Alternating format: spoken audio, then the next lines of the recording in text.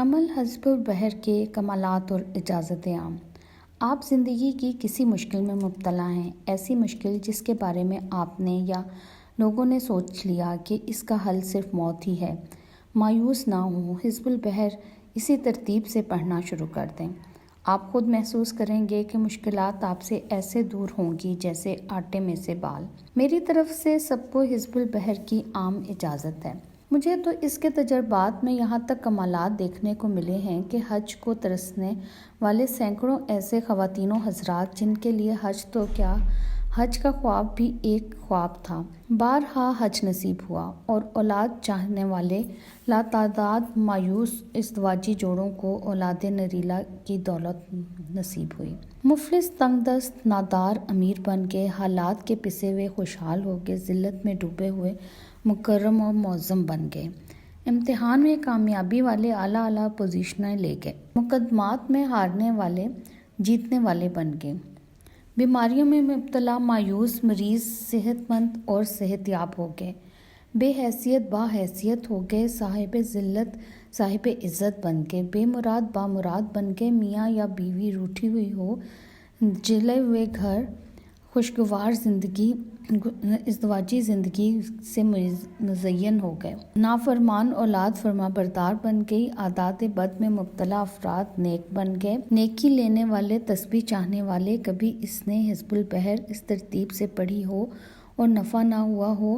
الغرض مجھے اپنے روحانی سفر میں کوئی ایک شخص بھی ایسا نہیں ملا کہ جس نے مکمل توجہ اور دھیان سے اور 100% یقین سے یہ عمل کیا ہو اور اس کو اس کے حیران کن فوائد یا مشاہدات اور لاجواب فائدے حاصل نہ ہوئے ہوں۔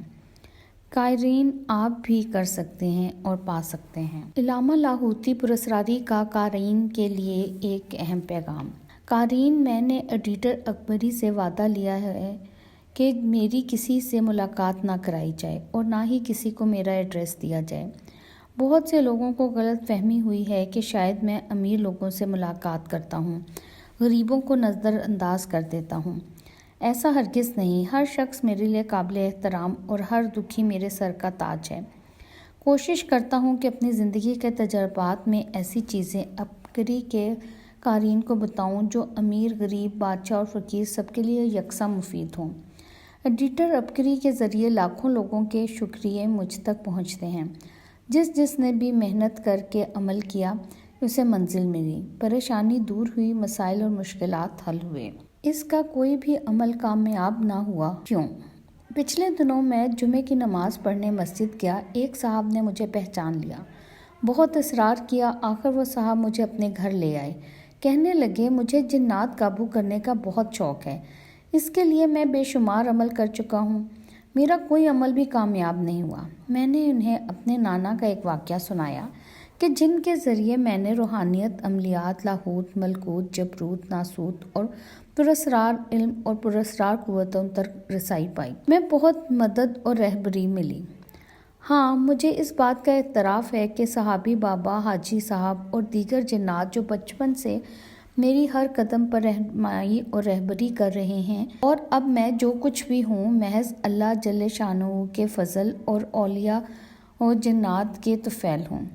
وہاں میں اپنے نانا مرحوم کی بے لوث خدمات کو بھی نظر انداز نہیں کر سکتا۔ میرے نانا کا ذاتی تجربہ اور مشاہدہ۔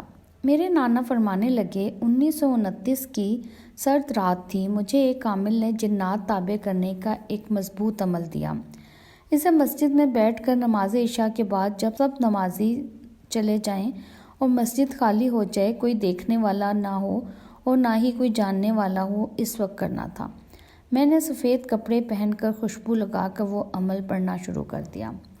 عمل اتنا جلالی تھا کہ کچھ دیر پہلے مجھے سخت سردی محسوس ہونا شروع ہو رہی تھی، لیکن چند لمحوں کے بعد میں پسینے میں شرابور ہو گیا اور مجھے گرمی لگنی شروع ہو گئی۔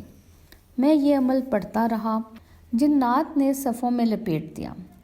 عمل کے تھوڑی دیر بعد مسجد کی صفیں لپٹنا شروع ہوئیں اور کسی غیبی طاقت نے مجھے مسجد کی صف میں لپیٹ کر مسجد کے کونے میں کھڑا کر دیا۔ لپٹتا اتنا سخت تھا کہ میں نکلنا چاہتا بھی تو نہیں نکل سکتا تھا۔ آخر بہت دیر کی سخت کوشش کے بعد میں نے صف سے نکلا۔ میں صف بچھا کر پھر پڑھنے بیٹھ گیا کیونکہ اس وقت مجھ پر عمل کا جنون سوار تھا۔ مجھے اس وقت ہلکی سی خوف کی لہر محسوس ہوئی، لیکن میں خوفزدہ نہ ہوا اور پھر پہلے سے بھی زیادہ طاقت اور یقین کی قوت سے پڑھنے بیٹھ گیا۔ دری پھر لپٹی، پھر کسی طاقت نے مجھے پہلے سے بھی زیادہ سخت انداز میں لپیٹ کر کمرے کے کونے میں کھڑا کر دیا۔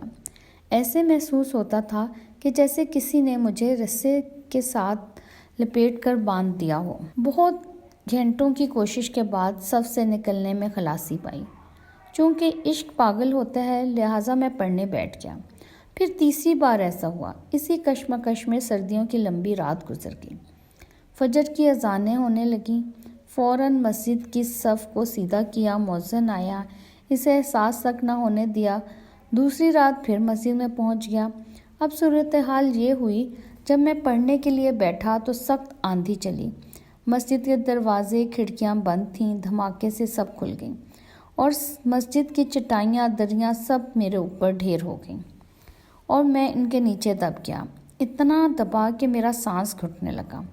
بہت کوشش اور محنت کے بعد، چونکہ جوانی کی طاقت بھی تھی، ان دریوں کو ہٹایا، کھڑکیاں دروازے بند کیے اور پھر پڑھنے بیٹھ گیا۔ تھوڑی دیر کے بعد یکایک سخت آندھیوں کا بگولا آیا۔ پھر وہی ہوا جو پہلے ہوا تھا۔ اس دفعہ تو مسجد کا ممبر بھی اور قرآن پاک پڑھنے کے لیے رکھی چوکیاں بھی، سب کچھ میرے اوپر ڈھیر ہو گیا۔ اب میرے ساتھ یہ ہوا کہ میں نکلنا چاہتا تھا لیکن نکل نہیں پا رہا تھا۔ محسوس ہوا کہ کوئی طاقت مجھے جکڑے ہوئے ہے، جو میری مزاحمت کا توڑ کر رہی ہے، حتیٰ کہ میری طاقت جواب دے گئی۔ تھک ہار کر مایوس ہو کر بیٹھ گیا۔ اب کیا کر سکتا ہوں؟ اچانک خیال آیا آیت الکرسی پڑھوں۔ بہت دیر تک آیت الکرسی پڑھتا رہا، پھر وہ سامان ہٹایا تو آہستہ آہستہ ہٹتا گیا۔ یوں ساری رات پھر مسجد میں گزر گئی۔ مسجد کی دریاں، چٹائیاں، جائے نماز، ممبر، ہر چیز کو سلیقہ دیا۔ مسجد کی صفائی کی، نمازیوں کے آنے سے پہلے اسے ترتیب دیا۔ تیسری رات پھر اسی عمل میں بیٹھ گیا۔ اب ایسا ہوا کہ کالے سیاہ مکوڑے میرے ارد گرد جمع ہونا شروع ہو گئے۔ میرے سر سے پاؤں تک چل رہے تھے۔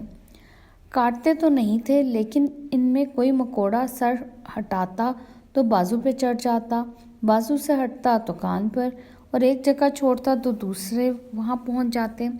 سینکڑوں ہزاروں کے قریب یہ مخلوق مسلسل میرا پیچھا کر رہی تھی۔ کوئی پل میں چین میں نہیں بیٹھ پا رہا تھا۔ ان مکوڑوں سے نجات ملتی تو یہ پڑھائی کرتا۔ کوئی 7-8 جگہیں تبدیل کیں۔ چند لمحوں کے لیے پڑھنے بیٹھتا، مکوڑے وہیں پہنچ جاتے۔ یہ تیسری رات بھی یوں ہی اسی کشمکش اور پریشانی کے ساتھ گزر گئی۔ 1950 سالہ بوڑھے جن کی نصیحت۔ دوسری مساجد سے فجر کی اذانوں کی آوازیں آنا شروع ہوئیں تو فوراً سب مکوڑے یکایک غائب ہو گئے۔ ایک پیوند لگے، دراز قد، سر سفید، داڑھی سفید، لباس سفید، سر پر سفید پگڑی پہنے بزرگ نمودار ہوئے اور کہنے لگے، بیٹا تو نے 3 راتوں سے ہمیں پریشان کیا ہے۔ بیٹا ہمیں قابو نہ کر، یہی وقت ہے اپنے نفس کو قابو کرنے میں لگا، اللہ کی اطاعت کر، حضور صلی اللہ علیہ وآلہ وسلم کی زندگی اختیار کر، اللہ کو راضی کر لے، ہم تیرے بے دام غلام بن جائیں گے۔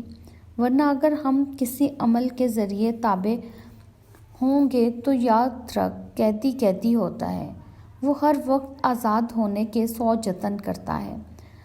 تو جب بھی موقع ملتا ہے وہ اپنے آقا کا نقصان کر کے ہی آزاد ہوتا ہے اور پھر اس کی نسلوں سے انتقام لیتا ہے۔ بیٹا میری عمر 1950 سال ہے، میں زندگی بھر یہی سبق سب کو دیتا آیا ہوں اور تمہیں بھی دے رہا ہوں۔ اور وہ بابا جی غائب ہو گئے۔ میرے نانا مرحوم فرمانے لگے، اس دن کے بعد میں نے کسی بھی عمل سے گریز کیا۔ قارئین، میں بندہ لاہوتی پراسراری آپ سے یہی درخواست کروں گا کہ آپ بھی ان خیالات کو چھوڑ دیں، کیونکہ میرے پاس بے شمار پیغامات محترم حکیم صاحب کے ذریعے جنات کو قابو کرنے کے ملتے ہیں۔ میری بات اور ہے، میں تو پیدائشی طور پر جنات کا منظور نظر تھا اور اب بھی ان کی محبت میرے اوپر بے کرراں ہے۔ بلکہ میری اوقات سے بڑھ کر ہے۔